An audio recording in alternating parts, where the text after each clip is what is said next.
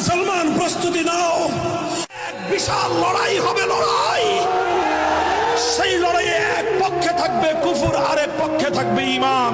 সেই লড়াইয়ে এক পক্ষে থাকবে হক, আরেক পক্ষে থাকবে বাতিল।